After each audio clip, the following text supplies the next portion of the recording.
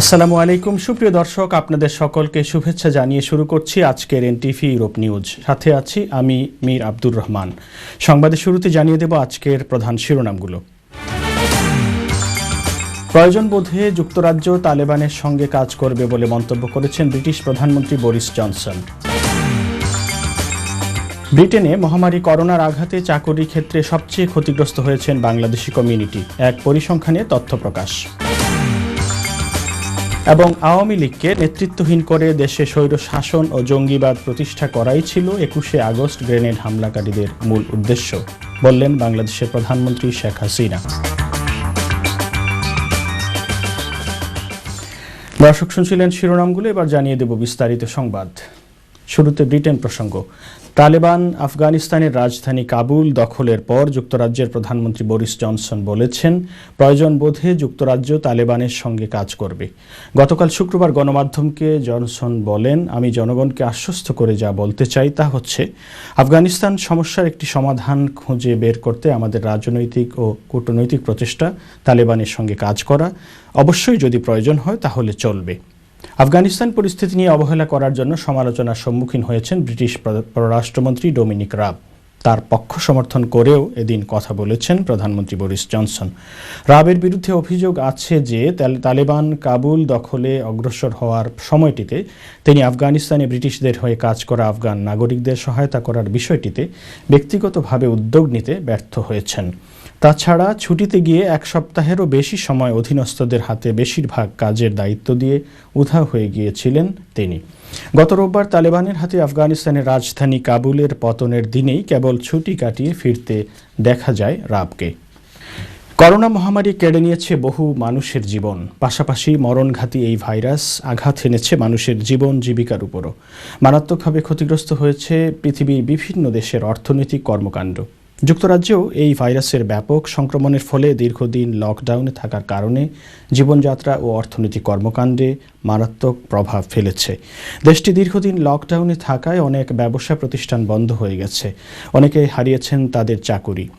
এক পরিসংখ্যানে দেখা গেছে, যুক্তরাজ্যে মহামারীর শুরুর পর এর কারণে চাকুরির ক্ষেত্রে ক্ষতিগ্রস্ত শ্বেতাঙ্গদের হার ৪৭%, যেখানে ব্ল্যাক এশিয়ান এথনিক মাইনরিটি মানুষের হার ৫৮%। তবে সবচেয়ে বেশি ক্ষতিগ্রস্ত হয়েছে বাংলাদেশি কমিউনিটি। পরিসংখ্যানে দেখা গেছে, মহামারীর কারণে বাংলাদেশি কমিউনিটির ৮০% মানুষের কাজের ক্ষেত্রে এটি প্রভাব ফেলেছে, যেটি পাকিস্তানি এবং ভারতীয়দের তুলনায় অনেক বেশি। তবে যুক্তরাজ্যে গণহারে ভ্যাকসিনেশন কার্যক্রমের সাফল্য এবং সংক্রমণ অনেকটা নিয়ন্ত্রণে থাকায় দেশটির সরকার লকডাউন শিথিলের সিদ্ধান্ত নেয়, যার ফলে জীবনযাত্রা স্বাভাবিক হতে শুরু করেছে। আর তাই মানুষকে কাজ পেতে সহযোগিতা করতে দেশটির department of work and pension DWP নতুন একটি ক্যাম্পেইন শুরু করেছে। এই ক্যাম্পেইনের মূল লক্ষ্য হচ্ছে ওয়ার্ক কোচদের মাধ্যমে যারা কাজ খুঁজছেন তাদের সহযোগিতা করা, জব হেল্প ওয়েবসাইটের ব্যবহার করতে উৎসাহিত করা, সরকারের এমপ্লয়মেন্ট অ্যান্ড সাপোর্ট প্রোগ্রাম সম্পর্কে সচেতন করা এবং ট্রেনিং কোর্সে অংশগ্রহণে উৎসাহিত করা। ডিডব্লিউপির জব আর্মির পাশাপাশি মহামারী আঘাত হানার পর থেকে আরও ১৩,৫০০ অতিরিক্ত কর্মী নিয়োগ দেওয়া হয়েছে, যাদের কাজ হচ্ছে অনলাইনে জব হেল্পের মাধ্যমে যুক্তরাজ্যে বেকারত্ব দূরীকরণে সহযোগিতা করা। এদিকে এ বিষয়ে কর্মসংস্থান মন্ত্রী মেমস ডেভিস এমপি বলেছেন, কেউ যদি কাজের জন্য আবেদন করে, জব হেল্প ওয়েবসাইট তাদেরকে শূন্য পদগুলো খুঁজে পেতে সাহায্য করবে এবং আবেদনের প্রত্যেকটি ধাপে সহায়তা করবে। বাংলাদেশের ইতিহাসে ২১শে আগস্ট একটি নৃশংস হত্যাযজ্ঞের ভয়াল দিন। গ্রেনেড হামলার উদ্দেশ্যই ছিল আওয়ামী লীগকে নেতৃত্ব শূন্য করা। ২১শে আগস্টের গ্রেনেড হামলায় জড়িতদের শাস্তির দাবি জানিয়ে যুক্তরাজ্য আওয়ামী লীগের ভার্চুয়াল আলোচনা সভায় প্রধান আলোচকের বক্তব্য রাখতে গিয়ে এসব কথা বলেন বাংলাদেশ আওয়ামী লীগের সাধারণ সম্পাদক ও সড়ক যোগাযোগ সেতুমন্ত্রী ওবায়দুল কাদের এমপি। তিনি বলেন, খুনি চক্র মুক্তিযুদ্ধের চেতনাকে নিশ্চিহ্ন করে দিতে চেয়েছিল, তাই ১৯৭৫-এর বুলেট ২০০৪ সালে প্রাণঘাতী গ্রেনেড হয়ে আবার ফিরে এসেছিল।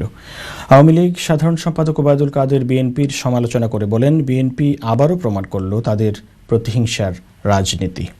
যুক্তরাজ্য আওয়ামী লীগ সভাপতি বীর মুক্তিযোদ্ধা সুলতান মাহমুদ শরীফের সভাপতিত্বে ও সাধারণ সম্পাদক সাবেক ছাত্রনেতা সৈয়দ সাজিদুর রহমান ফারুকের পরিচালনায় আলোচনা সভায় প্রধান অতিথির বক্তব্য রাখেন বর্ষিয়ান সাংবাদিক, কলামিস্ট, আব্দুল গাফফার চৌধুরী। তিনি বলেন, দেশে একটি গ্রুপ নানা ষড়যন্ত্রের মাধ্যমে শেখ হাসিনাকে বিব্রত করার অপচেষ্টা চালিয়ে যাচ্ছে। এরা দেশের ভেতর ষড়যন্ত্র করবার চেষ্টা করছে। তিনি সকল ষড়যন্ত্রকে রুখে দেওয়ার আহ্বান জানান।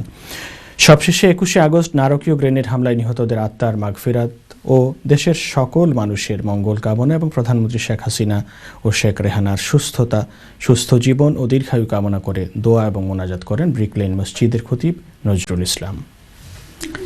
এদিকে এক সাক্ষাৎকারে প্রধানমন্ত্রী শেখ হাসিনা বলেছেন, আওয়ামী লীগকে নেতৃত্বহীন করে গণতান্ত্রিক প্রক্রিয়াকে রুখে দেওয়া এবং দেশে স্বৈরশাসন ও জঙ্গিবাদ প্রতিষ্ঠা করাই ছিল 21শে আগস্ট গ্রেনেড হামলাকারীদের মূল উদ্দেশ্য। 21শে আগস্টের গ্রেনেড হামলার 17তম বার্ষিকীতে এক বিশেষ সাক্ষাৎকারে তিনি এসব মন্তব্য করেন। বিস্তারিত দেখুন রিপোর্টে। 2004 সালের 21শে আগস্ট সন্ত্রাস বিরোধী সভায় তৎকালীন বিরোধী দলীয় নেত্রী শেখ হাসিনা ও তার দলের নেতাকর্মীরা হতাহত হন। সন্ত্রাস বিরোধী সভায় নিজেরাই সন্ত্রাসের শিকার, সেই বিষয়ে তুলে ধরতে গিয়ে আবেগ আপ্লুত হয়ে পড়েন বর্তমান প্রধানমন্ত্রী ও আওয়ামী লীগ সভাপতি শেখ হাসিনা। তো অনুভূতির কথা আমি এটুকু বলবো যে আল্লাহ হয়তো আমার জীবনটা বাঁচিয়ে রেখেছেন, কারণ এরকম তো আরও কয়েকবারই আমি এই ধরনের হামলার শিকার হয়েছি। তো হয়তো আমার হাত দিয়ে বাংলাদেশের জনগণের কিছু কল্যাণ করবে, সেই জন্যই বোধহয় বাঁচিয়ে রেখেছিলেন, তাছাড়া আর কি। এই হামলা ছিল অত্যন্ত সুপরিকল্পিত উল্লেখ করে ঘটনার বিষয়ে তৎকালীন সরকারের আচরণকে সন্দেহজনক ও ষড়যন্ত্রমূলক বলে আখ্যা দেন শেখ হাসিনা। খালেদা জিয়ার একটা, আমি বলবো তার একটা বক্তৃতার মধ্য দিয়ে কিন্তু একটা মেসেজ যায়। সে যখন বক্তৃতা দিল যে আওয়ামী লীগ 100 বছরেও কোনোদিন ক্ষমতায় আসতে পারবে না, আর একবার আরেক বক্তৃতায় বলল যে শেখ হাসিনা ঠিক এই 21শে আগস্টের আগে তার বক্তৃতা, প্রধানমন্ত্রী তো দূরের কথা, বিরোধী দলের নেতাও কোনোদিন হতে পারবে না। এই যে তার বক্তব্য, এর মধ্যে থেকেই তো বোঝা যায় যে তাদের উদ্দেশ্যটা কি ছিল।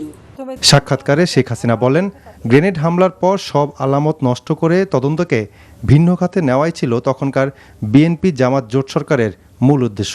গ্রেনেড হামলার পরে একটা গ্রেনেড সেটা বিস্ফোরিত হয় নাই, তো সেই গ্রেনেডটা সেনা অফিসার একজন এটা নিয়ে যায় এবং তার একটা আকাঙ্ক্ষা ছিল যে এটা রেখে দিতে হবে, কারণ এটা এই কেসে কাজে লাগবে। কিন্তু এই কথা শোনার সঙ্গে সঙ্গে কিন্তু এটা আমি শুনেছি যে খালেদা জিয়া নিজে এটা ধমক দিয়েছে যে না, এটা করা যাবে না, ওটাকে মানে ধ্বংস করে দেওয়া হয়। Fahad Mohammad, NTV news, Dhaka. দর্শক, এবার জানিয়ে দেব কমিউনিটি প্রসঙ্গ। লন্ডন ফরেস্ট গেট বাংলাদেশ কমিউনিটির আয়োজনে অনুষ্ঠিত হয়েছে বার্ষিক বনভোজন 2021। আয়োজক মণ্ডলী বলেন, পারিবারিক ও সামাজিক বন্ধনকে আরও মজবুত করতে এই ধরনের আয়োজন অত্যন্ত জরুরি। বিস্তারিত দেখুন আমাদের সহকর্মী ফেরদৌসী আক্তার পলি রিপোর্টে।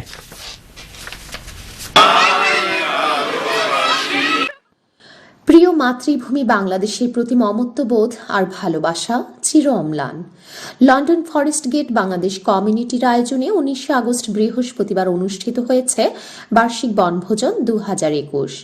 গ্রোসারি অ্যান্ড কফি শপের সৌজন্যে লন্ডনের কোলাহল থেকে দূরে বোর্নমাউথ বিচে 2টি বাসে করে সকাল 9টায় যাত্রা করে প্রবাসী বাংলাদেশিরা। বনভোজনের আয়োজক মণ্ডলীদের পক্ষ থেকে সবাইকে শুভেচ্ছা জানান কামরুজ্জামান সরকার সোহাগ, কামাল হোসেন, আলমগীর হোসেন, শামীম শেখ, হাসান মিয়া, মোস্তফা সরকার সহ আরও অনেকে। শুভেচ্ছা বক্তব্যে আয়োজক মণ্ডলী বলেন, বিদেশের মাটিতে জন্ম নেওয়া শিশুদের মাঝে মাতৃভূমি বাংলাদেশের কৃষ্টি কালচার সম্পর্কে ধারণা দিতে এবং পরস্পরের সাথে ভালোবাসার গভীরতা ও সামাজিক বন্ধনকে আরও মজবুত করতে এই ধরনের আয়োজনের তুলনা নেই। বাংলাদেশ থেকে এখানে প্রবাসে থেকেও আমরা যারা সবাই একত্রিত হয়ে দেশের যে আনন্দটা ছিল ওইটা আমরা উপভোগ করতে পেরেছি। ভালো করে আমরা এই ধরনের মনোরঞ্জন মানুষের দিতে পারি, ভালো অনুষ্ঠান করতে পারি। সবাই আমাদের জন্য দোয়া করবেন। দীর্ঘ 2 বছর অপেক্ষা থাকার পর প্রায় 150 লোক আমরা বনমাউথে এসেছি। সবাইকে আমি ধন্যবাদ জানাই। দিনব্যাপী আয়োজনে ছিল মহিলা ও শিশুদের জন্য বিভিন্ন খেলাধুলা ও raffle draw. Forest gate Bangladesh community কর্তৃক আয়োজিত বার্ষিক বনভোজনে প্রবাসী বাংলাদেশিদের স্বতঃস্ফূর্তভাবে তাদের পরিবার, বন্ধু, পরিজনদের নিয়ে অংশগ্রহণ করতে দেখা গেছে এবং করোনা মহামারীতে দীর্ঘ লকডাউন শেষে এই ধরনের আয়োজনে অনুষ্ঠানে অংশগ্রহণকারী সবাইকে অত্যন্ত উচ্ছ্বাসিত দেখা গেছে। ভালো লাগছে, কি বলবো, দীর্ঘ লকডাউনের পর বিদেশের মাটিতে দেশের একটা বনভোজন উপলক্ষে যারা আমাদেরকে এখানে নিয়ে আসছে, যারা অর্গানাইজ করছে, তাদের সবাইকে ধন্যবাদ। আগামী দিনে করোনা মুক্ত পরিবেশে সুন্দর একটি বনভোজনের আশা তারা ব্যক্ত করেছেন। ফেরদৌসী আক্তার পলি, এনটিভি, ইউরোপ নিউজ, লন্ডন। ইতালির লিভরনো শহরে বসবাসরত মাত্র 1.5 লাখ মানুষের সবচাইতে বড় বৈশিষ্ট্য হল বহুজাতিক ও সংস্কৃতির সম্মিলনে একটি শান্তিপূর্ণ সহাবস্থান। শহরটিতে বসবাসরত প্রবাসী বাংলাদেশিরা দেশীয় সংস্কৃতিকে তুলে ধরছেন স্থানীয়দের কাছে, পাশাপাশি স্থানীয় রাজনীতিতে সম্পৃক্ত হওয়ার মাধ্যমেও করছেন শক্ত অবস্থান। লিভরনো থেকে ঘুরে এসে বিস্তারিত জানাচ্ছেন আমাদের ইতালি প্রতিনিধি মোহাম্মদ আফজাল হোসেন রোমান। তুস্কানা অঞ্চলের অন্যতম শহর লিভরনোতে তৎকালীন 1591 থেকে 93 খ্রিস্টাব্দে প্রচলিত আইন লেজ্জে লিভরনাইন সে সময়ের ধনাঢ্য ব্যবসায়ী ও সাধারণ মানুষকে নতুন এই শহরে বসবাসের জন্য আকৃষ্ট করেছিল, যে আইনে শহরের বাসিন্দাদের ধর্মীয় উপাসনা ও সংস্কৃতির স্বাধীনতা নিশ্চিত করা হয়েছিল। আর সেই ধারাবাহিকতাই যেন অব্যাহত রয়েছে অদ্যাবধি। আমাদেরও অধিকারটা একদম সমান, ভোট দেওয়ার অধিকার সমান, তারপরে যে কোনো মানবাধিকার সংস্থা, যে কোনো ফ্যাসিলিটিস, এগুলি সব আমাদেরও সমান। বলি যে মহিলাদের জন্য এখানেও খুব ভালো সুযোগ সুবিধা আছে। যেমন আমি একজন নার্স, আমি প্রফেশনাল নার্স, এই হিসেবে আমি জব করতেছি, চলতেছি। সমুদ্রবেষ্টিত শহরটিতে বর্তমানে কয়েক শত প্রবাসী শান্তিপূর্ণভাবে পরিবার পরিজন নিয়ে বসবাস করছেন। স্থানীয় প্রবাসীদের সংগঠন অ্যাসোসিয়েশন বাংলাদেশ কমিউনিটি শহরটিতে বাংলাদেশের জাতীয় দিবস সমূহ পালন করার পাশাপাশি উদযাপন করছে ধর্মীয় উৎসবগুলিও। পাশাপাশি আমি আমাদের বাংলাদেশের সাংস্কৃতিক অনুষ্ঠানগুলো আমরা সবসময় পালন করে যাচ্ছি। মাতৃভাষা দিবস যথাসময়ে, পাশাপাশি আমরা আমাদের লাল সবুজের পতাকা আমরা সারা বিশ্বে তুলে ধরার, ইতালির মাটিতে আমরা সারা বিশ্বে তুলে ধরার চেষ্টা করতেছি। ভবিষ্যতে শহরে একটি পূর্ণাঙ্গ বাংলা স্কুল ও নিজস্ব মসজিদ ক্রয়ের পরিকল্পনা রয়েছে সংগঠনটির। একটা বাংলা স্কুল প্রতিষ্ঠা করার জন্য পাশাপাশি আমাদের একটা আফিত্ব নিয়ে আমরা এখন একটা মসজিদ পরিচালনা করছি, যেটা এখন আমরা খরিদ করে ফিক্সডভাবে একটা মসজিদ প্রতিষ্ঠা করার চেষ্টা চালিয়ে যাচ্ছি। শুধু তাই নয়, প্রবাসের মাটিতে বাংলা ভাষা ও সংস্কৃতির অবিচ্ছেদ্য প্রতীক লাল সবুজের পতাকাকে তুলে ধরার স্বপ্ন দেখছেন সেখানকার প্রবাসীরা।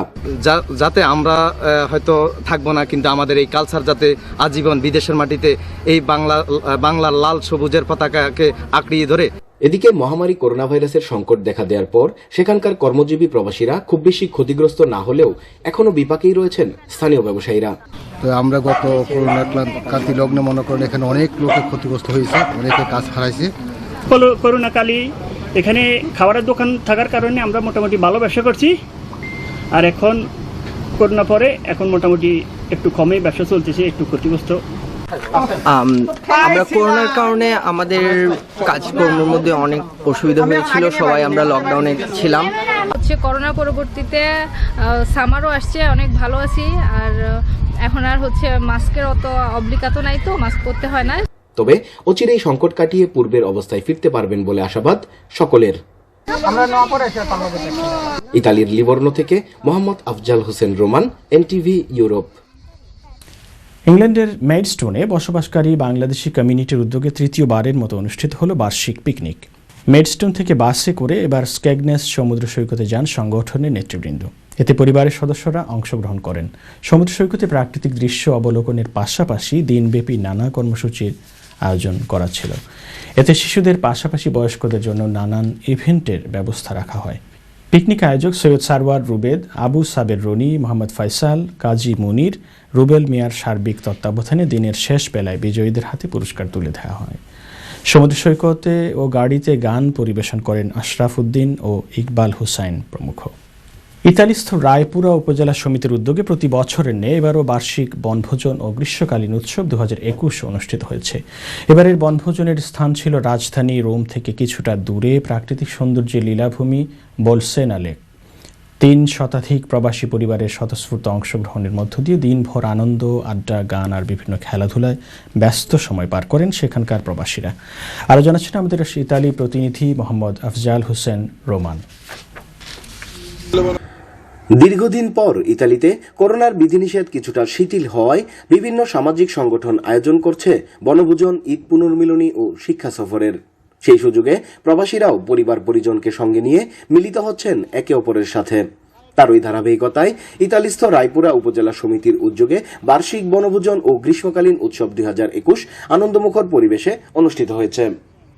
সংগঠনের সভাপতি মিয়া আলম জুয়েল ও সাধারণ সম্পাদক মোহাম্মদ এমরান হোসাইনের সার্বিক তত্ত্বাবধানে লাজিও বিভাগের জনপ্রিয় বোলসেনা লেকে অনুষ্ঠিত এই বনভোজনে উপস্থিত ছিলেন সিনিয়র সহসভাপতি মোহাম্মদ ইকবাল হোসেন, সহসভাপতি মোহাম্মদ ফজলুল হক, অলিউর রহমান, প্রথম যুগ্ম সাধারণ সম্পাদক আলী মর্তুজা, সাংগঠনিক সম্পাদক হিমেল সরকার, কোষাধ্যক্ষ মিন্টু মিয়া, প্রচার সম্পাদক সবুজ আহমেদ সহ আরো অনেকে।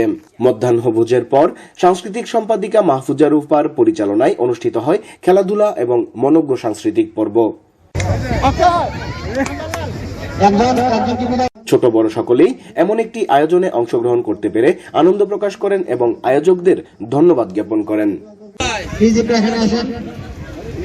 পরিশেষে বনভোজনের বিশেষ আকর্ষণ রেফেল ড্র ও প্রতিযোগিতায় বিজয়ীদের হাতে পুরস্কার তুলে দেন সংগঠনের উপস্থিত নেতৃবৃন্দ। ইতালি থেকে Mohammad Afzal Hossain Roman, NTV Europe. দর্শক, সময় হলো একটি বিজ্ঞাপন বিরতি নিয়ে ফিরে এসে থাকছে আমাদের সিলেট ব্যুরো অফিস থেকে পাঠানো তথ্য ছবি নিয়ে সংবাদ প্রতিদিনের সিলেট। সিলেট জেলা আওয়ামী লীগের সভাপতি অ্যাডভোকেট মোহাম্মদ লুৎফুর রহমান বলেছেন, শেখ হাসিনাকে হত্যার মাধ্যমে আওয়ামী লীগকে নেতৃত্ব শূন্য করে দিয়ে নিজেদের ক্ষমতাকে চিরস্থায়ী করতেই তৎকালীন ক্ষমতাসীন বিএনপি জামাত 4 দলীয় জোট সরকারের প্রত্যক্ষ মদদে তারেক জিয়ার পরিকল্পনায় আওয়ামী লীগের সন্ত্রাস বিরোধী শান্তিপূর্ণ সমাবেশে নারকীয় গ্রেনেড হামলা পরিচালনা করা হয়। সিলেট থেকে আমাদের সহকর্মী সাজলু লস্কর জানান, 2004 সালের 21শে আগস্ট বিএনপি জামাত 4 দলীয় জোট সরকারের আমলে আওয়ামী লীগের সন্ত্রাস বিরোধী শান্তিপূর্ণ সমাবেশে নারকীয় গ্রেনেড হামলার প্রতিবাদে জেলা পরিষদ মিলনায়তনে সিলেট জেলা আওয়ামী লীগ আয়োজিত প্রতিবাদ সভায় সভাপতির বক্তব্যে তিনি এসব কথা বলেন। এ সময় তিনি 21শে আগস্ট গ্রেনেড হামলা মামলার রায় অবিলম্বে কার্যকর করার জোর দাবি জানান। এ সময় আর উপস্থিত ছিলেন সিলেট জেলা আওয়ামী লীগ ও সহযোগী সংগঠনের নেতৃবৃন্দ। আজকের এই সভা থেকে বলতে চাই যে এই তারেক রহমান বিদেশে রয়েছে, তাকে দেশের মাটিতে এনে এই বিচারের রায় যাতে কার্যকর করা হয় এবং যারা এখনও বিদেশে রয়েছে এবং যারা দেশে রয়েছে তাদের বিচারের রায় যাতে কার্যকর করা হয়। আমরা আজকের এই সরকারকে আমরা সিলেট জেলা আওয়ামী লীগের পক্ষ থেকে এই আহ্বানটুকু জানাতে চাই।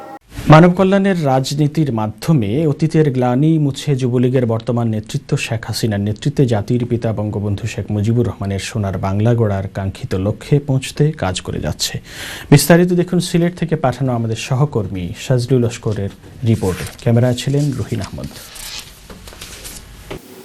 বাংলাদেশের প্রথম যুব সংগঠন বাংলাদেশ আওয়ামী যুবলীগ দেশের যুবকদের সংগঠিত করে মানবিক কাজে আত্মনিয়োগের লক্ষ্যে 1972 সালের 11ই নভেম্বর বঙ্গবন্ধুর নির্দেশে শেখ ফজলুল হক মনি প্রতিষ্ঠা করেন বাংলাদেশ আওয়ামী যুবলীগ। বহু বছর ধরে এদেশের সকল জাতীয় আন্দোলন সংগ্রামে নিজেদের সম্পৃক্ত করেছে যুবলীগ। আদর্শ আর মানবিকতায় বিলিয়ে দিয়েছে সর্বদা। প্রতিষ্ঠার লগ্ন থেকে যুবলীগের আজকের দিন পর্যন্ত মহান স্বাধীনতা যুদ্ধের পর যুদ্ধ বিধ্বস্ত দেশ, সেই যুদ্ধ বিধ্বস্ত দেশ গড়ার জন্য বঙ্গবন্ধুর পাশে থেকে যুবলীগের নেতাকর্মীরা কাজ করে গিয়েছেন। তবে সম্প্রতি কিছু বিতর্কিত কর্মকাণ্ডে সমালোচিত হয়েছে এই সংগঠনটি। পরবর্তীতে তড়িৎ সিদ্ধান্তে বিতর্কিত নেতাদের বাদ দিয়ে সুপ্রাচীন এই সংগঠনকে ঢেলে সাজানোর দায়িত্ব নেন বঙ্গবন্ধু কন্যা শেখ হাসিনা। 1975 সালের 15 আগস্ট বঙ্গবন্ধুকে হত্যা করার পর বঙ্গবন্ধুর হত্যার প্রতিবাদ কিন্তু যুবলীগই করেছেন। বিএনপি জামাতের হাত থেকে মানুষের জানমালের নিরাপত্তার দায়িত্ব কিন্তু সাহসিকতার সাথে পালন করেছেন। বঙ্গবন্ধুর আদর্শ হলো মানুষের কল্যাণে কাজ করব, আর মানুষের কল্যাণে কাজ করার মধ্যে দিয়ে আল্লাহ পাকের সন্তুষ্টি অর্জন করা যায়। সে পথে হাঁটছেন আমাদের প্রিয় নেত্রী রাষ্ট্রনায়ক শেখ হাসিনা। শেখ হাসিনার দিক নির্দেশনায় যুবলীগের প্রতিষ্ঠাতা ও বঙ্গবন্ধু শেখ মুজিবুর রহমানের বাগ্নে শেখ ফজলুল হক মনির বড় ছেলে শেখ ফজলে শামস পরশকে দেওয়া হয় যুবলীগের চেয়ারম্যানের দায়িত্ব। সাধারণ সম্পাদকে নির্বাচিত হন আরেক ক্লিন ইমেজের নেতা মাইনুল হোসেন খান নিখিল। তাদের দিক নির্দেশনায় সারা দেশে শুরু হয়েছে এক নতুন যুবলীগের যাত্রা। আমরা প্রত্যেকটি জেলায় একটি করে অসহায় মানুষের গৃহহীন মানুষকে একটি ঘর দেওয়ার কিন্তু সে প্রস্তুতি আমরা সামনে নিচ্ছি। আমরা থমকে দাঁড়াতে চাই না। সততাই শক্তি, মানবতাই মুক্তি, এই স্লোগানটি কিন্তু আমাদের যুবলীগের নেতাকর্মীদের মাঝে আমরা পৌঁছে দিয়েছি। কেন্দ্রের পাশাপাশি সকল সাংগঠনিক ইউনিটকে ব্যতিক্রমী মানবিক কর্মসূচি দিয়ে সাধারণ মানুষের পাশে দাঁড়িয়েছেন তারা। করোনা সংকট শুরু হলে মানবিক কর্মসূচি যুবলীগ সম্পর্কে পরিচ্ছন্ন ও স্বচ্ছ ভাবমূর্তি গড়ে তুলেছে জনমনে। জাতির পিতা বঙ্গবন্ধু শেখ মুজিবুর রহমানের নির্দেশে করা বাংলাদেশ আওয়ামী যুবলীগ এক মানবিক যুবলীগে রূপান্তরিত হয়েছে। সাজদুল লস্কর, এনটিভি ইউরোপ, সিলেট। দর্শক, সংবাদ শেষ করব তার আগে আবারও জানিয়ে দিচ্ছি সংবাদ শিরোনামগুলো। প্রয়োজন বোধে যুক্তরাজ্য তালেবানের সঙ্গে কাজ করবে বলে মন্তব্য করেছেন ব্রিটিশ প্রধানমন্ত্রী বরিস জনসন। ব্রিটেনে মহামারী করোনার আঘাতে চাকরি ক্ষেত্রে সবচেয়ে ক্ষতিগ্রস্ত হয়েছেন বাংলাদেশি কমিউনিটি, এক পরিসংখ্যানে তথ্য প্রকাশ। এবং আওয়ামী লীগকে নেতৃত্বহীন করে দেশে স্বৈর শাসন ও জঙ্গিবাদ প্রতিষ্ঠা করাই ছিল 21শে আগস্ট গ্রেনেড হামলাকারীদের মূল উদ্দেশ্য, বললেন বাংলাদেশের প্রধানমন্ত্রী শেখ হাসিনা। এই ছিল আমাদের হাতে থাকা এনটিভি ইউরোপ নিউজের সর্বশেষ আয়োজন। এই খবরের ভিডিও সহ আপডেট জানতে ভিজিট করুন ইউরোপ এনটিভি অনলাইন www.europentv.com। সাথে থাকার জন্য সবাইকে ধন্যবাদ। আল্লাহ হাফেজ।